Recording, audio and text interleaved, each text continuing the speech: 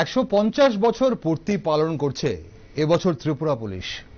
2012 সালে ভূষিত হয়েছিল রাষ্ট্রপতি কালার্সে। পুলিশ আসলে যে কোনো রাষ্ট্রের অপরিহার্য একটি অঙ্গ। জনগণের জানমালের নিরাপত্তা তাদের দায়িত্বে থাকে। তাই সাধারণ জনগণ আশা করে যে পুলিশ দুষ্টের দমন এবং শিষ্টের পালনকে মূল নীতি হিসেবে অনুসরণ করবে। গোটা দেশের মতো আমাদের রাজ্যেও প্রতিনিয়ত কিছু না কিছু অপরাধ ঘটছে। সেই অপরাধের তদন্ত প্রক্রিয়াগুলো কত দ্রুত হয় তা রাজ্যবাসী জানে। কান পাতলে পুলিশের দায়িত্ব কর্তব্য পালন নিয়ে নাগরিক মহলে প্রচুর অভিযোগ শোনা যায়। পুলিশ যথাযথভাবে অপরাধ প্রমাণ করতে না পারে, তার জন্য আসামি পার পেয়ে যায় বহু ক্ষেত্রে, এমনটাই অনেকেরই মতামত। এতে অন্য অপরাধীরা উৎসাহিত হয় বলে মনে করেন বিশেষজ্ঞরা। তবে শুধু অপরাধ হলেই নয়, অপরাধ হবার আগেও পুলিশের ভূমিকা কিন্তু ভীষণ গুরুত্বপূর্ণ। যে কোনো অঞ্চলের শান্তি সম্প্রীতি রক্ষায় মানুষের ভরসা কিন্তু পুলিশ। দেশের সাম্প্রদায়িক সম্প্রীতি রক্ষায়ও সাধারণ মানুষের যেমন দায়িত্ব রয়েছে, তেমনি পুলিশের ভূমিকাও কিন্তু অপরিসীম। আর রাজ্য পুলিশ সেই দায়িত্ব কতটা নিষ্ঠার সাথে পালন করছে সেই বিষয় জানতেই আমাদের আজকের এই বিশেষ টকশো। নমস্কার, আমি দীপেন আর আপনারা দেখছেন নিউজ ভ্যানগার্ড। শান্তি সম্প্রীতি রক্ষায় পুলিশের দায়িত্ব ও ভূমিকা নিয়ে একটি বিশেষ টকশোতে আজ আমার সাথে ভার্চুয়ালি জুড়ে গেছেন রাজ্যের প্রাক্তন পুলিশ আধিকারিক নন্দন সরকার। স্বাগত স্যার আপনাকে। স্যার, আপনি শুনতে পাচ্ছেন আমাকে? আমি শুনতে পাচ্ছি। একদম। আপনি আমাকে শুনতে পাচ্ছেন তো? একদম একদম। স্যার, প্রথমেই যেটা জানার চেষ্টা করব আপনার কাছে, পুলিশ ডিপার্টমেন্টকে আপনি অনেকদিন আপনার সার্ভিস দিয়েছেন, রাজ্যকেও দিয়েছেন। বর্তমানে ত্রিপুরার ওপর যে দুর্যোগ নেমে এসেছে, সেই দুর্যোগ মোকাবেলায় আপনার চোখে ত্রিপুরা পুলিশের ভূমিকা কেমন দেখলেন? আপনি কি দুর্যোগের কথা বলছেন? আমি ফ্লাডের কথা বলছি, প্রাকৃতিক দুর্যোগ। হ্যাঁ, প্রাকৃতিক দুর্যোগের কথা যদি বলেন তাহলে 2007-এর আগে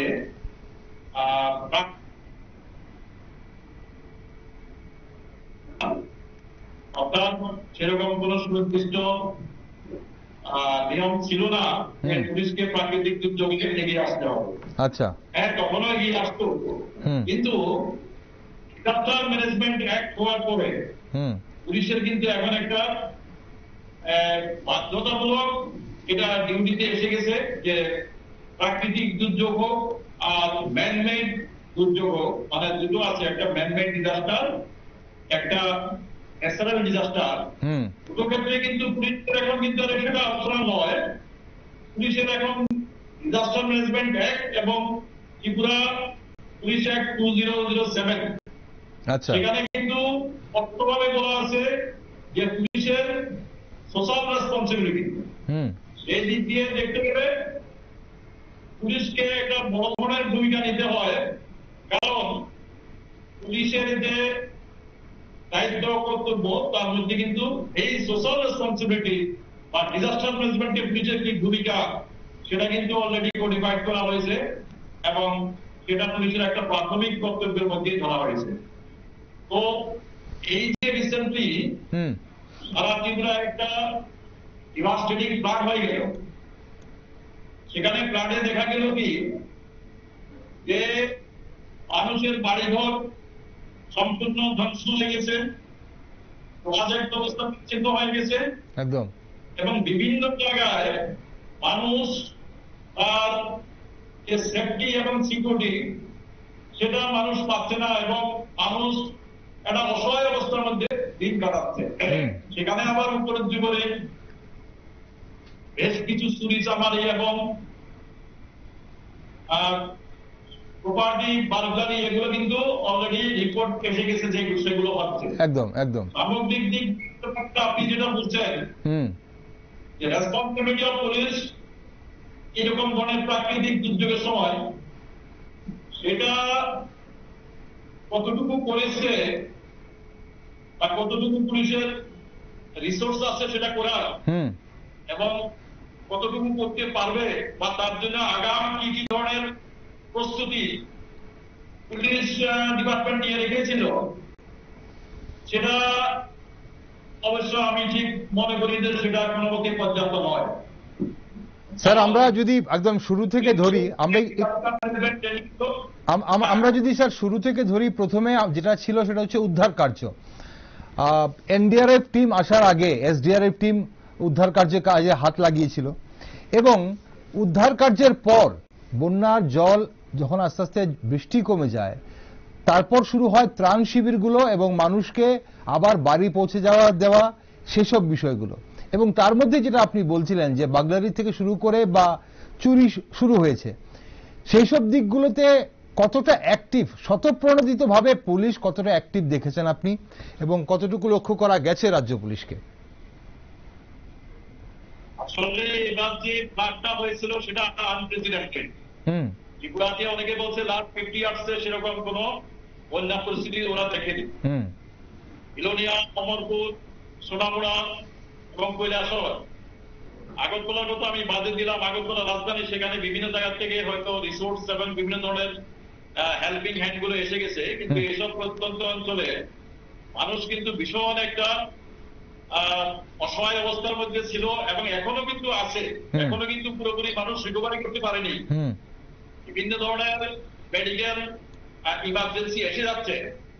পুলিশের যে বেসিক ডিউটি যেটা আমি বললাম যে সোশ্যাল রেসপন্সিবিলিটি, সেখানে কিন্তু পুলিশের তেমন একটা রিসোর্স নেই যে কয়েক লাখ লোককে নিমেষের মধ্যে এক জায়গা থেকে আরেক জায়গায় সরিয়ে নিতে পারবে, বা প্রত্যেককে ইকুয়াল প্রোটেকশন দিতে পারবে, বা এই বন্যা পরিস্থিতিতে পুলিশের যে সমন্বয় করা, সেটা কিন্তু পুলিশের থেকে অনেকটাই ডিস্ট্রিক্ট ম্যাজিস্ট্রেট যে আছে, ডিস্ট্রিক্টের ডিস্ট্রিক্ট ম্যাজিস্ট্রেট হলো ডিডিএমএ চেয়ারপারসন, অর্থাৎ ডিস্ট্রিক্ট ডিজাস্টার ম্যানেজমেন্ট অথরিটির উনি চেয়ারম্যান।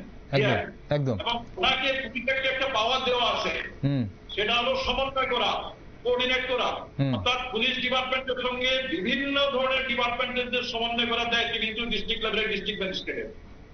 তো সেগুলো প্ল্যান করা, প্ল্যানটাকে গ্রাউন্ডে এক্সিকিউট করা, কিভাবে মানুষকে ম্যাক্সিমাম রিলিফ দেওয়া যায় সেগুলো করা, সেগুলো শুধু একা পুলিশের কাজ নয়। সেখানে ডিস্ট্রিক্ট অ্যাডমিনিস্ট্রেশন, বিভিন্ন ধরনের ডেভেলপমেন্ট এজেন্সি, জেলা পরিষদ এবং একই সঙ্গে পঞ্চায়েত গুলো, পঞ্চায়েত সিস্টেম, সবারই কিন্তু একটা দায়িত্ব বর্তায়। সেটা একা হয়তো পুলিশের কাছে সেই রিসোর্স নেই, সেরকম ধরনের প্ল্যানিং নেই, সেটা টোটালটাই কোঅর্ডিনেট করার দায়িত্ব কিন্তু ডিস্ট্রিক্ট অ্যাডমিনিস্ট্রেশনের। একদম। এখন ব্যাপারটা হচ্ছে, যদি আমরা স্যার গত যে 3 দশকের যে রাজ্য যেভাবে অশান্ত ছিল প্রায় 3 দশক ধরে, এবং সেই অশান্তি দমনের জন্য রাষ্ট্রপতি কালার্স পেয়েছিল ত্রিপুরা পুলিশ একসময়। এখন সম্প্রতি রাজ্যের কয়েকটি ঘটনায় আমরা দেখেছি যে পরিবেশ অনেকটা উত্তপ্ত হয়ে উঠেছিল। তো সাম্প্রদায়িক সম্প্রীতির খুব চ্যালেঞ্জের মুখে পড়েছিল আমাদের মনে হয়েছে। এই ঘটনাগুলোতে ত্রিপুরার পুলিশের ভূমিকা আপনি কেমন দেখলেন? এখন আমি হয়তো সময় বেশি নেই, কিন্তু আমি একটা বেসিক কথা বলে রাখছি। আমাদের যখন সংবিধান তৈরি হয়েছিল তখন আইন শৃঙ্খলা ব্যাপারটা রেখেছিল রাজ্যের হাতে। এখন রাজ্যের হাতে যে যখন ওই সময় করা হয়েছিল, তখন পলিটিক্যাল যে সেন্সিটিভিটি, সেটা তখন স্বাধীনতা পরবর্তী যুগে তেমনটা হয়নি। Over the period of time প্রত্যেকটা ডিপার্টমেন্টে পলিটিক্যাল এক্সিকিউটিভদের আজকাল নিয়োগ করা হচ্ছে, কেউ ইলেক্টেড, কেউ সিলেক্টেড। একই সঙ্গে দেখা যায় যে এই যে রাজনৈতিক যে ইন্টারফিয়ারেন্স, এটা রাজ্য স্তরে হয়, হয়তো কেন্দ্রীয় স্তরে তেমনটা হয় না। কারণ কেন্দ্রীয় স্তরে ইন্টারফিয়ারেন্সটা হতে গেলে সেটা ম্যাক্রো লেভেলে হয়ে যায়, রাজ্যে সেটা হয় একদম মাইক্রো লেভেলে। এখন ল অ্যান্ড অর্ডারটাকে রাখা হয়েছে, পুলিশকে রাখা হয়েছে রাজ্য তালিকায়, সেটা বড় ভুল আমি বলবো। সেটা তখনই যারা সংবিধান তৈরি করেছিল তারা অনেক ভিশনারি যে পুলিশের কাছে ভয়ঙ্কর ধরনের ইন্টারফিয়ারেন্স হতে পারে, তাই এই যে ল অ্যান্ড অর্ডার, এতে দৃষ্টান্ত দেওয়াকে বা পাবলিক অর্ডার, সেটা কিন্তু কেন্দ্রীয় তালিকায় রাখা উচিত ছিল, সেটাকে রাখা হয়েছে রাজ্য তালিকায়। রাজ্য তালিকায় থাকার ফলে পুলিশ ইচ্ছা মতো কিছুই করতে পারে না। এখানে প্রতি পদের মধ্যে পলিটিক্যাল ইন্টারফিয়ারেন্স। তার মধ্যে ত্রিপুরাতে আপনি দেখুন, কোথাও খুবই ভালো থানা আছে, কোথাও খুবই দুর্গম থানা, পোস্টিং, বিভিন্ন ধরনের ফেভার, বিভিন্ন ধরনের রাজনৈতিক নেতাদের তোষামত করার একটা প্রবণতা কিন্তু পুলিশের মধ্যে ভীষণভাবে আছে। এবং সেই অবস্থায় পুলিশ কতটুকু রাজনৈতিক যে ওদের যারা আছে এক্সিকিউটিভ ওদের অবজ্ঞা করে বা ওদের কথা না চলে কতটুকু করতে পারবে, সেটা কিন্তু আমি মনে করি না যে বিশেষ কিছু একটা করতে পারবে। কারণ অনেকেরই ভয় আছে ট্রান্সফারের, অনেকেই ভয় করে হয়তো ওর উপর যদি কথা না শুনে রাজনৈতিক নেতাদের ওর উপর, সেই কারণে পুলিশের হাত পা কিন্তু এটা অনেকটা, সুপ্রিম কোর্ট কিছুদিন আগে সিবিআই কে বলেছিল যে কেস প্যারট মানে একটা আশাবন্দি একটা তোতা পাখি, যাকে যেটা স্বীকার হয় সে সেটাই বলে। পুলিশের কে কোন পুলিশ অফিসার কি আছে কি যে পলিটিক্যাল একজন মেম্বার সরকারের বিপক্ষে গিয়ে রাজ্যে চাকরি করবে সুস্থভাবে? আমার মনে হয় না সেরকম কোন ধরনের ব্যবস্থা আছে। সেটা হতো যদি সেটা কেন্দ্রীয় তালিকায় হতো, আজকে border security force, customs, income tax, ED, CBI এবং বিভিন্ন ধরনের যে সেন্ট্রাল এজেন্সি গুলো আছে, তারা কিভাবে এত পাওয়ার অ্যাপ্লাই করছে, তারা অনেকগুলো অ্যাকশন নিচ্ছে কিভাবে? কারণ তাদের স্টেট লেভেলে কোনো ইন্টারফারেন্স হচ্ছে না।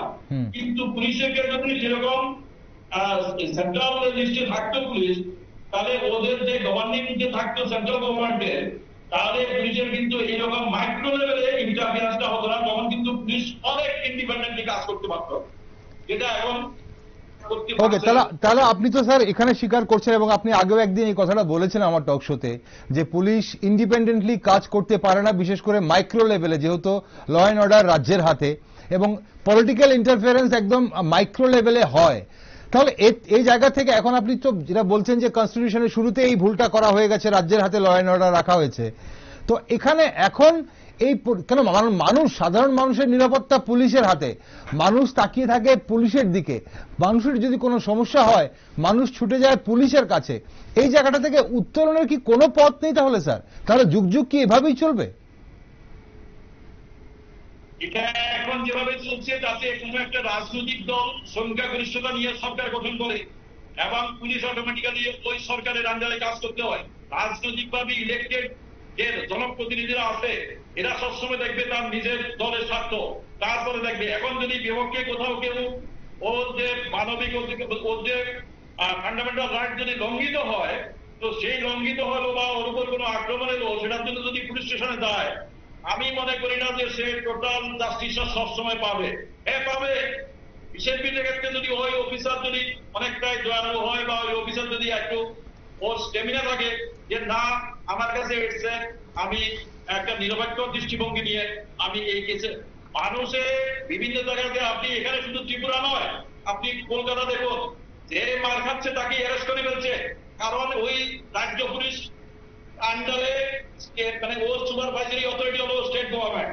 আজকে কলকাতা পুলিশ কমিশনারকে বদলির দাবিতে দিনের পর দিন দুনিয়ার ডাক্তাররা এখানে আন্দোলন করে যাচ্ছে, কিন্তু সেটা যদি আজকে সেন্ট্রাল গভর্নমেন্টের হতো তাহলে হয়তো অনেকদিন আগে হয়তো একটা অ্যাকশন হয়ে যেত, বা সেন্ট্রাল গভর্নমেন্টের হলে ওই পুলিশ কমিশনার কিন্তু কখনো কোন রাজনৈতিক নেতার চাপের পরে হয়তো বা এই ধরনের যে কোনো একটা যে ওনার বিরুদ্ধে যে এলিগেশন করা আছে সেগুলো হয়তো করতো না। তো এটা আমি বলছি যে বিভিন্ন কমিশন যে গঠন করা হয়েছিল আমাদের স্বাধীনতার পর থেকে, ধরুন 7 থেকে 8টা এরকম পুলিশি সংস্কার, পুলিশ রিফর্ম, বড় বড় নাম দিয়েছে সবগুলো দিয়ে অনেকগুলো রিকমেন্ডেশন হয়েছিল, সেই সব রিকমেন্ডেশন গুলো অনেকদিন আগে সেই ঠান্ডা করে চলে গেছে। বোর্ডে কমিশন হয়েছিল, বোর্ডে কমিশন বলেছিল, সুপ্রিম কোর্ট বলেছিল বিচার বিভাগের অধীনে পুলিশকে আনা হোক, বিচার বিভাগের অধীনে পুলিশকে আনা হোক, শাসন বিভাগের অধীনে নয়, যাতে পুলিশ করে নিজের ইন্ডিপেন্ডেন্টলি কাজ করতে পারে। কোন রাজ্য সরকার চাইছে না যে পুলিশ ওর হাত থেকে চলে যায়, কারণ রাজ্য সরকারের মূল যে শক্তিটাই হলো পুলিশ। আজকে দিল্লির যে মুখ্যমন্ত্রী ওনার হাতে পুলিশ নেই, ওই পুলিশ আছে কেন্দ্রীয় সরকারের আন্ডারে। দিল্লির যে মুখ্যমন্ত্রী অরবিন্দ কেজরিওয়াল, উনি কনস্টেবলের রাস্তাতে ধর্ণা দেন। সেই কারণে দিল্লির পুলিশ কমিশনার খুবই ইন্ডিপেন্ডেন্টলি কাজ করতে পারছে, কারণ ওখানে দিল্লির যে মুখ্যমন্ত্রী কোনো ধরনের ভূমিকা নেই। আমি বলছিলাম যে সেটা শুধু ত্রিপুরায় বা পশ্চিমবঙ্গে বা অন্য কোথাও, প্রত্যেকটা স্টেটে। স্যার এই যে নতুন বিএনএস, নতুন যে ক্রিমিনাল ল বিএনএস এসছে, ভারতীয় ন্যায় সংহিতা, বলা হয়েছে যে পুলিশকে আরো বেশি পাওয়ার দেওয়া হয়েছে, তাতেও কি কোনো ধরনের কাজ হচ্ছে না, নাকি সেটাও সেই মানে বিপরীত ভাবেই কাজ করছে? যে ক্রিমিনাল ল হয়েছে ভারতীয় ন্যায় সংহিতা, ভারতীয় নাগরিক সুরক্ষা সুবিধা এবং ভারতীয় সাক্ষ্য অধিনিয়ম, এই যে তিনটা আইন করা হচ্ছে, এখানে 90% আগে যে ইন্ডিয়ান ট্রান্সপোর্ট সিআরপিসি এবং এভিডেন্স অ্যাক্টে রাখা হয়েছে, নতুন ধারা নাম দিয়ে, নতুন নাম দিয়ে আলাদা কোনো কিছু করা হয়নি। পুলিশের যে পাওয়ারটা দেওয়া আছে সেটা আগেও ছিল, ব্রিটিশ আমলে পুলিশের প্রচুর পাওয়ার ছিল, সেই আইনটিও আমরা যতদিন ধরে বলা করতে যাচ্ছি। এই যে ইন্ডিয়ান পেনাল কোড আইপিসি, সেটা 1861 এ, সিআরপিসি প্রথম 1888 হয়েছিল, পরে 1970 এগুলো সবাই প্রি ইন্ডিপেন্ডেন্স আইনগুলো তৈরি করা হয়েছিল কলোনিয়াল রেজিমের সাথে। এই আইনগুলো তো চেঞ্জ হয়নি। তখন এখন পুলিশে এগুলোকে ঠিকমতো পাওয়ার অ্যাপ্লাই কেন করতে পারছে না, তার একটাই কারণ হলো পুলিশ এখন সম্পূর্ণ একটা দলীয় যে ভিত্তিতে যে একটা সরকার গঠন হয়, সেই সরকারের অধীনে থাকে। ওই সরকারের ইচ্ছা অনিচ্ছা অনেকাংশে পুলিশের উপর বলবৎ হয় এবং পুলিশ এর বাইরে যেতে পারে না, কারণ পুলিশের পুরো সার্ভিস এবং পুলিশের পুরো ওয়ার্কিং যেটা, সেটা দায়বদ্ধতা ওই রাজ্য সরকারের। এখানে পুলিশের ইন্ডিপেন্ডেন্ট কিছু করা নেই। আপনার মাধ্যমে বলছি, যদি আপনারা পারেন তা নিয়ে বলুন যে ভারতে যদি রিয়েলি যদি আপনি আইনের অনুশাসন চান, রুল অফ ল, এবং সেখানে পুলিশ একটা বড় ধরনের ভূমিকা নেয়, আমাদের যে ক্রিমিনাল জাস্টিস ডেলিভারি সিস্টেম আছে সেখানে পুলিশের একটা বড় ভূমিকা আছে, সেটা যদি চান তাহলে হয় পুলিশকে আপনার অটোনোমাস একটা মানে ফাংশনাল অটোনমি দিতে হবে। আচ্ছা, অ্যাডমিনিস্ট্রেটিভ নয়, ফাংশনাল অটোনমিটা দিতে হবে। ফাংশনাল অটোনমিটা এসে গেলে মানুষ অনেকটা রিলিফ পাবে, বিচার পাবে। কিন্তু যদি ফাংশনাল অটোনমি না হয়, তাহলে আপনি যতই আইন বদলান না কেন, যে আইনগুলো তো পুলিশ অ্যাপ্লাই করবে, সেগুলো পুলিশের বসকে, পুলিশের অথরিটি থাকবে, স্টেট গভর্নমেন্ট, স্টেট গভর্নমেন্ট যেভাবে চাইবে সেভাবে হবে, লাভের লাভ কিছুই হবে না, আমি বলে রাখছি আপনার। ওকে স্যার, এখন ব্যাপারটা হচ্ছে যে আমরা যেভাবে দেখেছি যে আপনি বলছেন অভ্যন্তরীণ ব্যাপারে যখন ল অ্যান্ড অর্ডারের ব্যাপার যখন আসে, তখন যেহেতু রাজ্য সরকারের আন্ডারে রয়েছে পুলিশ, তো রাজ্য সরকারের কথাই পুলিশকে শুনতে হয়। কিন্তু এই মুহূর্তে আরেকটা বিষয় নিয়ে আপনি কিছুদিন আগেও ব্যাপারটা বলেছিলেন, এই আমার টকশোতেই বলেছিলেন যে এখন আমরা দেখছি পার্শ্ববর্তী রাষ্ট্র বাংলাদেশের যে একটা ভীষণ একটা অস্থিরতার সিচুয়েশন চলছে, তার কারণে অনুপ্রবেশের সমস্যা বাড়ছে। এখন সেই দিকটা যদি আমরা লক্ষ্য রাখি, তাহলে বিএসএফ এই মুহূর্তে সজাগ রয়েছে।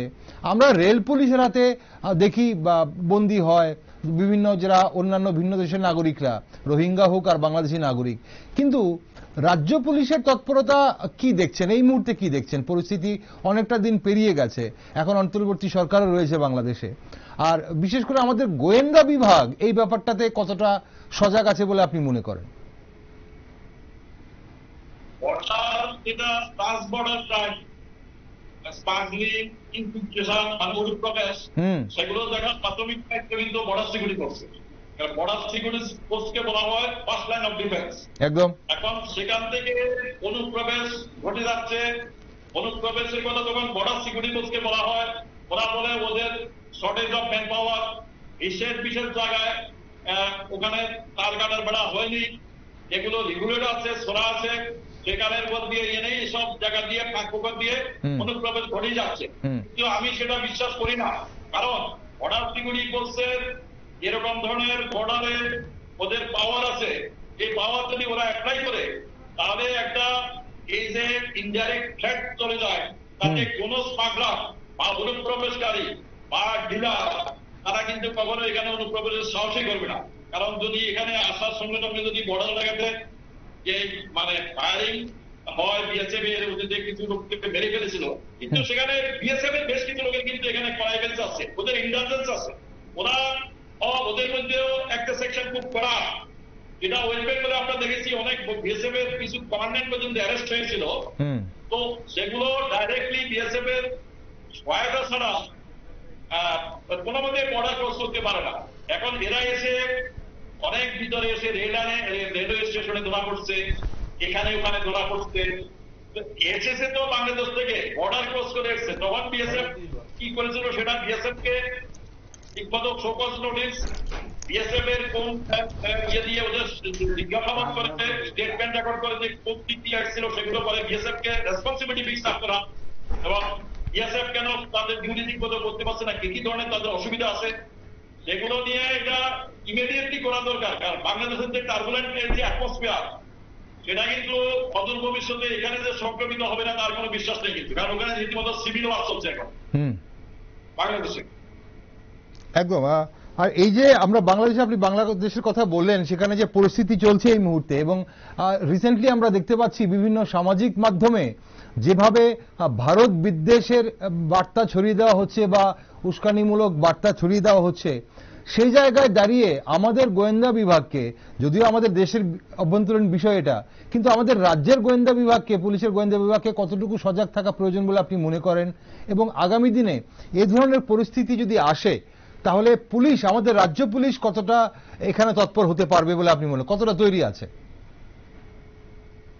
আমি মনে করি না যে বাংলাদেশ আমাদের কাছে কোনো থ্রেটের বিষয়, কিন্তু বাংলাদেশের অভ্যন্তরে যে মাইনরিটি যারা আছে ওদের উপর হয়তো আক্রমণ, অনেকগুলো আক্রমণ প্রায় আমার জানা মতো 280টা আক্রমণ অলরেডি হয়ে গেছে এই যে হাসিনা এখান থেকে চলে আসার পর বাংলাদেশ থেকে। প্রায় অলমোস্ট 280 ছোট বড় মিলিয়ে অলরেডি আক্রমণ সংখ্যালঘুদের উপর হয়ে গেছে। ওখানে সংখ্যালঘুদের দুভাবে অ্যাটাক করা হচ্ছে। একটা হলো এরা সংখ্যালঘু হিন্দু, বাংলাদেশে সবসময় মৌলবাদীদের খুব দাপট। ওখানে মৌলবাদীরা কিন্তু একটা জিনিস ভাবে যে এখানে বাংলাদেশ শুধু অনলি একটা পার্টিকুলার ধর্মের লোকের, অন্য ধর্মের লোকেরা এখানে থাকতে পারবে না, সেটা শুধু বাংলাদেশে নয়, সেটা ইসলামিক কান্ট্রিগুলি সব জায়গাতে একই রকমের মানসিকতা নিয়ে এরা চলে। 2 নম্বর হলো আওয়ামী লীগ থাকার সময় হিন্দুদের অনেক বেশি এখানে হয়তো সরকারি পদমর্যাদা, বিভিন্ন জায়গায় হিন্দু লোকদের বিভিন্ন কমিটিতে রাখা এবং হিন্দু লোকদের একটা প্রভাব প্রতিপত্তি দলে এসেছিল হাসিনার আমলে। আচ্ছা, সেখানে আবার হিন্দুদের টার্গেট করা হচ্ছে আওয়ামী লীগের সাপোর্টার হিসাবে। তো এখন বাংলাদেশে আমি বুঝতে পারছি না, সেখানে আর্মির পাওয়ার নেই, পুলিশের পাওয়ার নেই, আওয়ামী লীগের পাওয়ার নেই, বিএনপিরও পাওয়ার নেই, পাওয়ার যে কার আছে সেটাই বুঝতে পারছি না। আবার এই যে জামাতে ইসলামী বলছে এখানে হিন্দুদের মন্দির আমরা পাহারা দিচ্ছি, এগুলো স্টান্ট। হিন্দুদের মন্দির আমরা পাহারা দিচ্ছি, এগুলো স্টান্ট, লোক দেখানো। আমি মনে করি না যে তো সেগুলোর কোন ইম্প্যাক্ট মানুষের ভিতরে যখন ফেসবুক গুলো মানুষের দেখে, ইন্ডিয়ার ভিতরে যারা অন্য সম্প্রদায়ের লোক আছে তারা যখন এই ফেসবুক দেখতে দেখতে এদের একটা মাইন্ডসেট তৈরি হয়ে যায় ছোটবেলা থেকেই, বা যে কোনো একটা সময় কন্টিনিউ আমার যে যারা কমিউনিটির লোকের উপর অত্যাচার হচ্ছে সেটা অজ্ঞাতে একটা সাবকনশিয়াস মাইন্ডে এসে যায়, একটা মারাত্মক ধরনের একটা ক্ষোভ বিক্ষোভ মনের ভিতরে কিন্তু ঢুকে যায়। এটা যখন কোথাও দেখে যে এখানে হচ্ছে তখন এটা বিস্ফোরণ হয়ে যায়, তখন এই যে অ্যাটাক প্যাটাক গুলো হয়ে যাচ্ছে। সেগুলো অনেকটা স্পন্টেনিয়াস, যে ওখানে হচ্ছে এখানে হচ্ছে, তাহলে আমরা যাবো বোধহয় এরকম একটা ফিলিংস থেকে হয়তো না এই অ্যাটাক প্যাটাক গুলো হয়েছে। তবে পুলিশ টাইমলি ইন্টারফিয়ার করেছে, টাইমলি ইন্টারভেন করে হয়তো জিনিসটাকে অনেকটাই কন্ট্রোলে নিয়ে আসছে। এরকম রিঅ্যাক্টিভ জিনিস নিয়ে হইসে করা উচিত নয়। আমি শুনেছি অনেকগুলো অনেক জায়গাতে এটা নিয়ে অনেক ধরনের ইয়ে হয়েছে।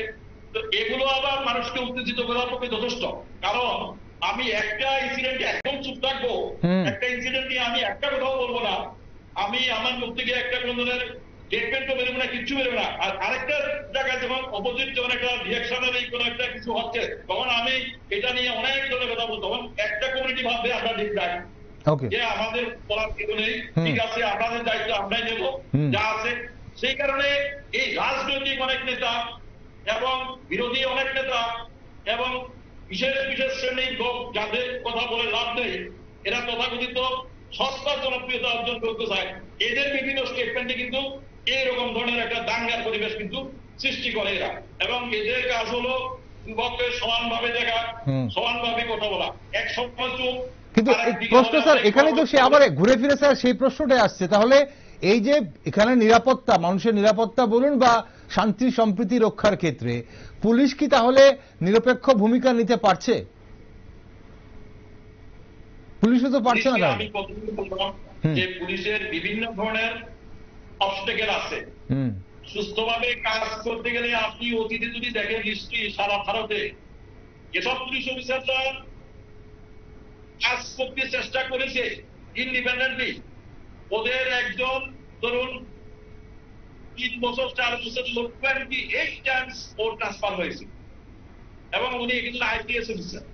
এরকম যেখানে পুলিশ কমপ্লিটলি স্টেট গভর্নমেন্টের আন্ডারে, এখন স্টেট গভর্নমেন্টের যারা তালিকা শক্তি বা যে ইলেক্টেড গভর্নমেন্ট এরা ভাববে পুলিশ আমার হাতে, কোন একটা রাজনৈতিক পট পরিবর্তন যখন হয় তখন দেখবেন যারা ক্ষমতাতে আসে এদের সাপোর্টাররা রাতারাতি শক্তি পেয়ে যায়। শক্তিটা আসে কোথা থেকে? শক্তিটা একটা জায়গা থেকে আসে যে পুলিশ এখন আমাদের আর ধরবে না, পুলিশ এখন আমাদের সরকার এসে গেছে, পুলিশ এখন আমাকে আর আমি ক্রাইম করবো আমাকে চট করে কোনো কিছু বিশ্বাস করে না, তো সেখান থেকে চলে আসছে। তো পুলিশের এই অবস্থায় এরকম ধরনের যদি একটা কমপ্লিটলি একটা সাব সার্ভিয়ান্ট একটা পজিশনে থাকে পুলিশ, যে কোনো একটা অথরিটির আন্ডারে থাকতে হয়, অথরিটি যদি ওর উপর সন্তুষ্ট না হয় তাহলে ওকে ট্রান্সফার পোস্টিং কোথাও করে দেবে, পানিশমেন্ট দিয়ে দেবে। সেই পুলিশ কিভাবে ইন্ডিপেন্ডেন্টলি কাজ করবে? সেই পুলিশ কখনো ঠিকভাবে কাজ করতে পারবে না। তবে এখানে কিছু কিছু স্পর্শকাতর বিষয়ে সেখানেও কি পুলিশ একদমই এই ধরনের একই ভূমিকা পালন করে? কারণ এটা আমি বলছি এই জন্যে যে সম্প্রতি আমরা যে আরজিকর কাণ্ডে আমরা দেখলাম কলকাতা পুলিশ বিতর্কের কেন্দ্রবিন্দু হয়ে ওঠে, আপনিও কিছুক্ষণ আগে বলছিলেন সেটা। এখন আমাদের রাজ্যেও ধর্ষণের ঘটনা ঘটছে, তো এইসব ঘটনায় আমাদের রাজ্যের পুলিশ বিশেষ করে মহিলা থানাগুলো কি ধরনের ভূমিকা নিচ্ছে এবং সেই ভূমিকায় আপনি সন্তুষ্ট কিনা? আমার ত্রিপুরাকে নিয়ে আমি মানে ত্রিপুরা সারা ভারতে যে ল অ্যান্ড অর্ডার পিকচার বা যা কিছু হোক, পুলিশের উপর ইন্টারফিয়ারেন্স আপনি যেটা জানছেন যে ওদের কাজকর্ম সাধারণ মানুষকে কতটুকু সার্ভিস দিতে পারছে, নিরপেক্ষ ভাবে কতটুকু কাজ করতে পারছে, তা নিয়ে কিন্তু আমার কোনো সন্তুষ্টি নেই। কারণ একটা জিনিস দেখো যে আমি নয়, সুপ্রিম কোর্টের অনেক বিচারপতি, দেশের বড় বড় দেশবরেণ্য নেতারা অনেক সময় বলে গেছে যে আইন কানুন এগুলো গরিবদের জন্য নয়, এগুলো আরে সরি আইন কানুন ধনীদের জন্য নয়, শুধু গরিবদের ক্ষেত্রে প্রযোজ্য হয়। যেসব প্রত্যেকটা রাজনৈতিক নেতারা বলে সেই সব কথাগুলো আপনার বিএনএস বা বিএনএস এ ওদের ইমিডিয়েটলি অ্যারেস্ট করার কথা, এমন ধরনের কমেন্টস করে যেটা একটা নন বেলেবল অফেন্স। কিন্তু সেটা যদি একটা সাধারণ লোক বলে ওকে সঙ্গে সঙ্গে অ্যারেস্ট করে ওকে কাস্টডিতে নিয়ে নেয়, কিন্তু ওই রাজনৈতিক নেতার গায়ে হাত দেয় না। কিন্তু একটা কথা হলো ভারতের সংবিধানে কিন্তু রাইট টু ইকুয়ালিটি আছে, আর্টিকেল 14 যেখানে বলা আছে সবার জন্য আইন সমান। আসলে কিন্তু সবার জন্য আইন সমান নয়, কারণ আমরা এগুলো যদি কেউ বলে না সবার জন্য আইন সমান, আমরা সবাইকে সমান চোখে দেখি, তো ওর থেকে বড় প্রতারক আর কেউ নেই। কারণ চোখের সামনে দিনের পর দিন একটা দেখে যাচ্ছে যে আইনটা শুধু গরিবদের জন্য, গরিবরা যদি কোন ধরনের গরিবরা শুধু যা পাওয়ার নেই, যার কোনো মানে ক্ষমতা নেই, পলিটিক্যাল পাওয়ার নেই বা অন্য কোন ধরনের প্রভাবশালী ব্যক্তি না হলেই, হ্যাঁ ডিসক্রিমিনেশনটা আছে, অর্থাৎ সবাই কিন্তু আইনের সমান বিচার পায় না। সেটা আমি নয়, এটা সুপ্রিম কোর্টের অনেক বিচারপতিও বলেছে। এবং আমাদের এখানে যে প্রধান বিচারপতি ছিলেন যে দীপক গুপ্তা, উনি পেনশন দেওয়ার সময় খুব মূল্যবান কতগুলো কথা বলেছিলেন যে এই যে আইন কানুন যা কিছু দেখতে পাচ্ছি এটা একটা বিশেষ শ্রেণীর জন্য, বিশেষ শ্রেণী এটার থেকে এটার বাইরে, অর্থাৎ ওদের জন্য এই ল অ্যাপ্লিকেবল না। কোন রাজনৈতিক নেতা যাবজ্জীবন কারাদণ্ড ভুগছে যে আমার তো জানা নেই, যে জেলের ভিতরে আছে কোন টপ পলিটিক্যাল লিডার যে অনেকগুলো মার্ডারে হয়তো ওর মধ্যে একদম ডাইরেক্ট এভিডেন্স পাওয়া গেছে, কিন্তু ফাইনালি কিছু হবে না, যে মধ্যে ট্রায়ালে চলে যাবে ওই নানা ধরনের কথাবার্তা বলে এই বলে সেই বলে বাস লকে ইউজ করে ম্যানিপুলেট করে বেরিয়ে যাচ্ছে। কিন্তু শত শত লোক সাধারণ সাধারণ অফিস করে কিন্তু জেলে ঘানি যাচ্ছে দিনের পর দিন। রাইট টু ইকুয়ালিটি হোক আর যাই হোক, আমাদের যখন কিছু কিছু একতন্ত্র আছে অনেক দেশে ডিক্টেটরশিপ, আমরা সেটাকে ঘৃণা করি, অথচ ডিক্টেটরশিপে একজন লোক ডিক্টেটর হয় আর ডেমোক্রেসিতে পার্লামেন্টারি ডেমোক্রেসিতে গ্রামে গ্রামে ডিক্টেটর তৈরি হয়। ওকে, তাহলে গোটা সিস্টেমটাই গন্ডগোল স্যার, তাহলে কারণ গোটা সিস্টেমটাই তাহলে সমস্যা, সিস্টেমটা তো মারাত্মক সমস্যা। আজকে এই যে বিভিন্ন ধরনের যে এক্সটর্শন, থ্রেট, ইন্টিমিডেশন, টাকা কিনতে গেলে টাকা দাও, বিভিন্ন ধরনের, এখানে আমাদের ত্রিপুরায় নয়, ত্রিপুরাতে আইন শৃঙ্খলাটা কম্পারেটিভলি ইন্ডিয়ার অন্যান্য স্টেট থেকে অনেক ভালো। আচ্ছা, কিন্তু আমরা এটাকে দেখেই হাঁপিয়ে যাচ্ছি। আর ইন্ডিয়ার মানে বিহার টিহার এসব জায়গায় তো বিচার পাওয়াটা মানে থানাতে জিডি করাতে গেলে টাকা দিতে হয়। আমি আমার একটা মিসিং আছে, থানাতে জেনারেল ডায়েরি করবো, সেটার জন্য একটা টাকা ফিস করা আছে, কেসটা এফআইআর রেজিস্ট্রি করবে তার জন্য টাকা ফিস করা আছে, ওই টাকা আমি এফআইআর রেজিস্ট্রি হবে না। মার্ডার কেসে যে সুইসাইড করে ডেড বডি ঝুলে আছে, থানাতে গেছে, বলছে এই টাকাটা নাও, নাহলে কেউ যাবে না, লাশ পচে যাচ্ছে, ও টাকা দিতে পারছে না, তারপরে যখন টাকা দিল তারপরে গিয়ে লাশটাকে ওখান থেকে নামালো। সেরকম ধরনের সিচুয়েশন এখানে রয়েছে। কিন্তু এখানে তারপরেও হয়তো আমি তো নিজে সন্তুষ্ট নই, আরো ইমপ্রুভমেন্টের দরকার আছে, মানুষকে আরো রিলিফ দেওয়ার ব্যাপার আছে। সব দিক দিয়ে দেখতে গেলে সিস্টেমটাকে যতদূর না পাল্টাবে ততদূর। স্যার আপনি তো অনেকদিন সার্ভিসে ছিলেন, আপনি তো অনেকদিন মানুষের সেবা করেছেন এবং ডিপার্টমেন্টে আপনি অনেকদিন ছিলেন। আমরা যদি তৎকালীন সময়টা দেখি, বিশেষ করে সেই যে 3 দশক যখন রাজ্য ভীষণভাবে উত্তপ্ত ছিল এবং রাষ্ট্রপতি কালার্স পায়, সেটা অনেক 2012 সালে, তার আগের যে 3 দশকের কথা বলা হয়, সেই সময়টাতে আপনি চাকরি করেছেন। এখন সেই সময়ের পুলিশের সঙ্গে আজকের পুলিশের কাজের, আমি একটা কথা বলছি শুধু, হ্যাঁ, আমি যখন একবার প্রথম কৈলাসহরে বদলি হয়ে গেলাম, তখন এখানে এর আগে প্রায় 15-20টা বাড়িতে আগুন লাগিয়ে দেওয়া হয়েছিল। আমি যখন ওখানে জয়েন করলাম দেখি এই কেসগুলো কেউ নিতে চাইছে না, কারণ তখন যারা আগুন লাগিয়ে ওই সময় এই কেসগুলো কেউ নিতে চাইছে না।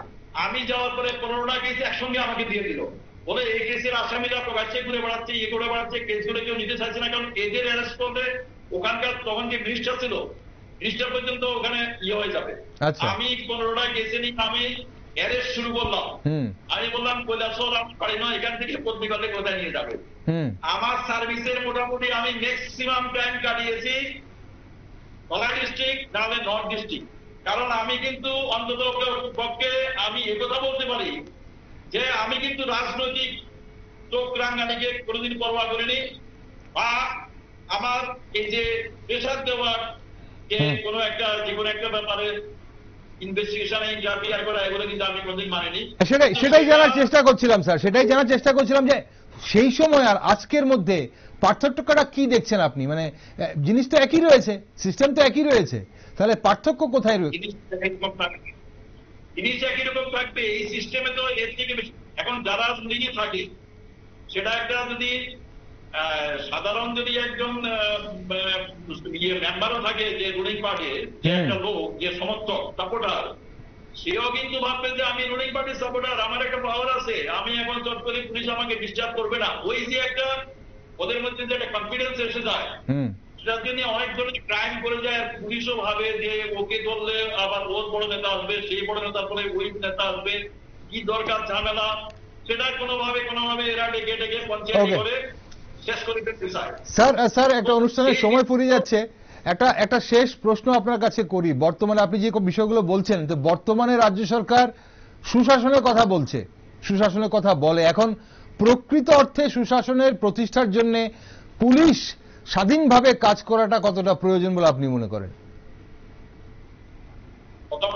বলছি, বর্তমান যে সরকার আছে ওনারা কিন্তু যথেষ্ট চেষ্টা করছে যে একটা আইনের শাসন কিভাবে মানে বলবৎ করতে, এবং সেই কারণে এখানে কিন্তু সেরকম একটা ইন্টারফারেন্স কিন্তু এখন আর সেরকম একটা কিভাবে নেই, আছে নেই সেটা আমি বলবো না, নেই যদি আমি বলি সেটা বলা হবে আমি কাউকে হয়তো তোষামত করে কথাটা বলছি, কিন্তু আগের থেকে অনেক কমে গেছে। আগে তো একটা দলদশে পরিণত হয়ে গেছিল, মানে নির্দিষ্ট একটা রাজনৈতিক দলের কথা ছাড়া একটা খুনের কেসের আসামিকে অ্যারেস্ট করা যাবে না, সেই সিচুয়েশন কিন্তু এখন নেই। পুলিশ অনেকটা ফাংশনাল অটোনমি পেয়ে গেছে কিন্তু এখন। তো সেক্ষেত্রে আগের থেকে অনেকটাই ডেভেলপ করেছে এই সরকারের আমলে, যেটা আমরা দেখতে পাচ্ছি স্পষ্ট যে এখন কিন্তু যারা ইভেন এখন বিজেপি ক্ষমতাতে আছে, কিন্তু বিজেপির লোকেরা কিন্তু এখন পুলিশকে অনেকাংশে ভয় পায়, এবং আমার কাছেও কিন্তু আসে অনেক সময় যে স্যার একটু থানাতে পড়বেন না, আমাকে তো বাড়িতে রেড করেছে, আমাকে অ্যারেস্ট করবো বলে, কিন্তু ওরা বিজেপির সাপোর্টার। তাদের বোঝা গেল কি এখন সিচুয়েশনটা অনেকটাই ডেভেলপ করেছে, আরো দরকার আছে। মানুষ যদি বুঝবে যে থানাতে গেলে বিচার পাবো, যদি থানাতে যাবে, অনেকে কিন্তু আগে থানাতে যেত না, থানাতে গিয়ে আমি আরো আমার নাম এক্সপোজ হয়ে যাবে, আমি কেস দিতে গেছি, পরে আমাকে আরো টর্চার শুরু করবে, দরকার নেই থানাতে চোখ বুঝে সহ্য করবো, এরকম একটা একদলীয় শাসন ব্যবস্থা, প্যারালাল অ্যাডমিনিস্ট্রেশন, সেটা কিন্তু ছিল আগে, এটা এখন নেই। ওকে স্যার, একদম অনুষ্ঠানের শেষ পর্যায়ে রাজ্যের সাধারণ জনগণ, আপনি তো বললেন আজ খুব একদম সুন্দরভাবে ব্যাখ্যা করলেন বাস্তব চিত্রটা কি, কিন্তু তারপরও রাজ্যের সাধারণ জনগণ যখন কোনো সমস্যায় পড়বে, যাবে তো কোথায় যাবে? এখন নাগরিকরা পুলিশের কাছে কি কি আশা করতে পারে আপনার কি মনে হয় এই মুহূর্তে, এই সিস্টেমেই দাঁড়িয়ে, এই আজকে 2024-এ দাঁড়িয়ে সাধারণ নাগরিক পুলিশের কাছে কি কি আশা করতে পারে? আমি আজকে পুলিশ ট্রেনিং একাডেমিতে ক্লাস নিয়েছি। একটা হলো সায়েন্সটি, national institute of social defence. এটা মিনিস্ট্রি অফ যেটা empowerment and social justice and empowerment যে মিনিস্ট্রি আছে, ওদের আন্ডারে এগুলো করা হয়। তো সেখানে একটা জিনিস আমি ওদের বলেছি যে তুমি তো সারা জীবন চাকরি করবে না, চাকরি একটা নির্দিষ্ট মেয়াদ আছে। চেষ্টা করো এই সময় মানুষকে ম্যাক্সিমাম রিলিফ দিতে। চেষ্টা করো দল মত নির্বিশেষে ঊর্ধ্বে উঠে তোমার যে পবিত্র তত্ত্ব যেটা তুমি সংবিধানে শপথ করেছিলে সেটা মানুষকে দিতে। কারণ মানুষ কিন্তু অতি নিরুপায় হয়ে থানায় যায়। আরেকটা কথা, মানুষেরও অনেকটাই আইন হয়তো জানা নেই যে আমি একটা থানায় যে কোনো একটা এফআইআর নিয়ে গেলাম, সেই এফআইআরটা হয়তো থানার ওসি নিল না, সবসময় কেস কম দেখাতে চায়। তো তখন একটা সঙ্গে সঙ্গে একটা প্রভিশন আছে যে ডিস্ট্রিক্টের যে এসপি, ওই এসপির কাছে এফআইআরটা করতে হবে। আচ্ছা, এখন এসপিও যদি অ্যাকশন না নেয়, সঙ্গে সঙ্গে কিন্তু যে কোনো কোর্টে গিয়ে সেটা মামলাটা করা যায়। এরা কিন্তু এই প্রভিশনটা রাখা হয়েছে। আচ্ছা, যে থানা পুলিশ কেসটা নেয় তাহলে ইমিডিয়েটলি সুপারিনটেন্ডেন্ট অফ পুলিশ ডিস্ট্রিক্টের ওনার কাছে এফআইআরটা করা যায়। সুপারিনটেন্ডেন্ট অফ পুলিশ তখন কি করবে, হয় উনি যে কোনো একজন অফিসারকে দিয়ে কেসটা তদন্ত করাবেন। ওকে, সেটাও যদি এসপিও যদি কেসটাকে না নেয়, তাহলে যে জুডিশনাল কোর্ট আছে, কোর্টে গিয়ে যে কোনো ধরনের কেসটা করতে পারে। এটা কি নতুন নতুন বিএনএসএ কি স্যার এই আইনটা রাখা হয়েছে? বিএনএসএ কি এই আইনটা আছে? হ্যাঁ, আচ্ছা, আগে ছিল এসপি পর্যন্ত। আচ্ছা, আগে সেকশন 154 সিআরপিসি তে এসপি ওসি যদি কেসটা না নেয়, রিফিউজ করে, তাহলে এটা ডিস্ট্রিক্ট এসপির কাছে আগে দেওয়া হচ্ছে, ততটুকু পর্যন্ত ছিল। ওকে, বিএনএসএস মানে ভারতীয় নাগরিক সুরক্ষা সংহিতা, যেটা সিআরপিসির মধ্যে করা হয়েছে, তাতে কিন্তু বলা হয়েছে এসপিও যদি না নেয়, you go to the magistrate court. Magistrate কোর্টে যে কোনো একজন অ্যাডভোকেটকে দিয়ে এফআইআর করা যায়। এগুলো অনেকগুলো রিলিফের ব্যবস্থা আছে, আর বিভিন্ন ধরনের ইয়েরা আছে। পুলিশ অ্যাকাউন্টেবিলিটি কমিশন আছে। পুলিশ অ্যাকাউন্টেবিলিটি কমিশনে আমার যদি কেসটা না নেয়, থানাতে যদি আমার ঠিক মতো আমাকে রিলিফ না দেয়, আমি পুলিশ অ্যাকাউন্টেবিলিটি কমিশনে ওই পুলিশ অফিসারের বিরুদ্ধে ইয়ে করতে পারি যে আমার কেসটা নেয়নি। পুলিশ অ্যাকাউন্টেবিলিটি কমিশনের সিভিল কোর্টের পাওয়ার আছে, ওরা নোটিশ জারি করতে পারে, সিভিল কোর্টের মধ্যে অ্যাটেন্ডেন্স নিয়ে স্টেটমেন্ট রেকর্ড করতে পারে পুলিশ অ্যাকাউন্টেবিলিটি কমিশন। সেখানে এরা ফাইন করতে পারে, এরা ওই পুলিশ অফিসারকে ফাইন করতে পারে 10,000, 15,000, 20,000 টাকা। তো সেগুলো আছে, মানুষের অনেকগুলো এভিনিউ আছে, রুট আছে, সেগুলো মানুষ জানতে হবে এবং এটা অ্যাভেল করতে হবে। ঠিক, এবং সবচেয়ে বড় প্রশ্ন হচ্ছে স্যার, মানুষ জানলেও আপনি যেটা বললেন অ্যাভেল করতে হবে, মানুষ জানলেও সে অ্যাভেল করার মতো, এই সুযোগ সুবিধাগুলো অ্যাভেল করার মতো শক্তি বা মানসিকতা মানুষ যোগাতে পারছে কিনা, সেটাও কিন্তু একটা বিরাট বড় প্রশ্ন। স্যার, অনুষ্ঠানের সময় ফুরিয়ে গেছে, অসংখ্য ধন্যবাদ। আজ আপনি সঙ্গে ছিলেন। এই বিষয় নিয়ে আমরা বারবার আপনার সঙ্গে কথা বলবো এবং আমরা আরো জানার চেষ্টা করব যে কিভাবে মানুষের নিরাপত্তা বা মানুষের এই যে শান্তি সম্প্রীতির ব্যাপার যেগুলো আমরা কথা বলছি আমাদের রাজ্যে, সেগুলো আরো কিভাবে ভালো রাখা যায় এবং জনগণ এবং মানুষের মধ্যে বা মানুষ এবং পুলিশের মধ্যে, জনগণ এবং পুলিশের মধ্যে সম্পর্ক আরো কিভাবে ভালো করে তোলা যায়। অসংখ্য ধন্যবাদ স্যার আজ সঙ্গে থাকার জন্য আপনাকে। দর্শক বন্ধুরা, অপরাধ জগৎটাকে উস্কে দেওয়ার পেছনে একটি বিষয় ব্যাপক প্রভাব রাখে বলে অনেকেই মনে করেন। আমাদের আজকের যিনি বিশেষজ্ঞ ছিলেন উনিও তাই মনে করছেন। তা হলো যে কোনো মামলায় রাজনৈতিক প্রভাব বা রাজনৈতিক প্রভাবে মামলা প্রত্যাহার। কোন রাজনৈতিক অপরাধ দমনের পেছনে, কোন রাজ্যের অপরাধ দমনের পেছনে রাজনীতি এক বিরাট ভূমিকা কিন্তু পালন করে। পুলিশের দায়িত্ব পালনে সীমাবদ্ধতা আছে অনেক, তবে পুলিশই কিন্তু পারে সাধারণ নাগরিককে নিরাপদ রাখতে, নিরাপত্তা দিতে এবং রাজ্যে শান্তি সম্প্রীতি বজায় রাখতে।